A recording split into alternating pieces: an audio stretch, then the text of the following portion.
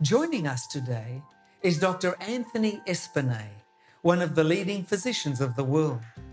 He's a senior medical doctor, a senior pain management consultant, an associate professor with Bond University Medical School, and a senior lecturer with Griffith University Medical School on the Gold Coast, Queensland, Australia.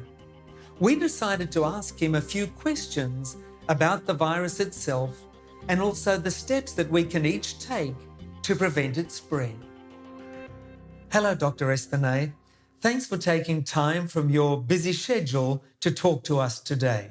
Thank you very much, Gary. I'm glad to be here. Can you tell us, how does the virus spread?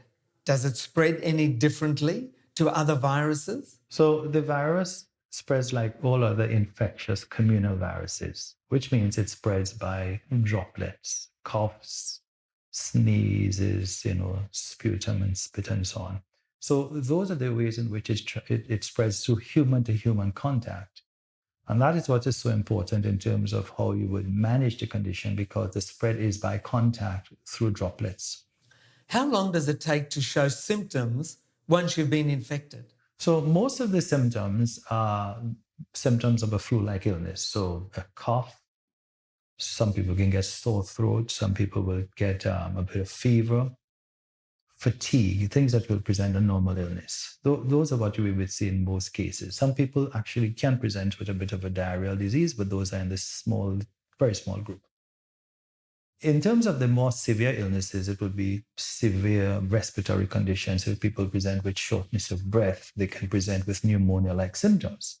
Some people, because of that, get blue lips and blue hands and so on. Those are severe conditions, and those are the people that need hospital attention pretty quickly in order to intervene. And unfortunately, some of those people will succumb to the disease.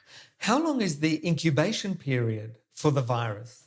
So the incubation period it's anywhere between 2 and 14 days. It seems to vary from different places. So in different countries, the incubation period seems to vary. There are reports of incubation going as long as 24 days, a month.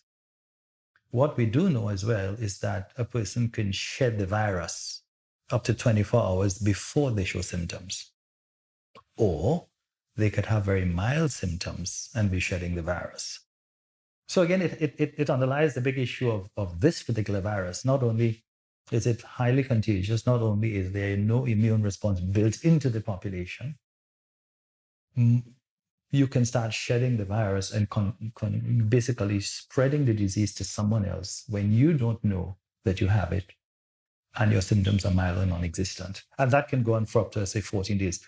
The average, the current guidelines is that 14 days is the sort of time interval we feel that a person, if they are symptom-free in that time, they very much don't have it, which is why, as you notice, Gary, the current periods and recommendations for isolation is 14 days. What are some things that we can do to protect ourselves and others from getting the virus? There are 5 things you can do really quickly that will help us in managing this condition. Number 1 is we suggest wash hands. Number 2, cover coughs and sneezes. And number 3, stay at home if you're sick. Number 4, try not to touch hard and public services, because that's where the disease will rest.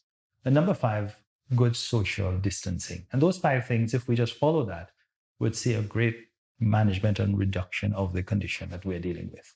People have to be socially responsible for themselves, for their families, and for their communities, and for the government at large. Dr. Espinet, thank you for sharing your knowledge and expertise with us today. It's been a privilege to have you on our program. Thank you very much, Gary. It's been a pleasure being here.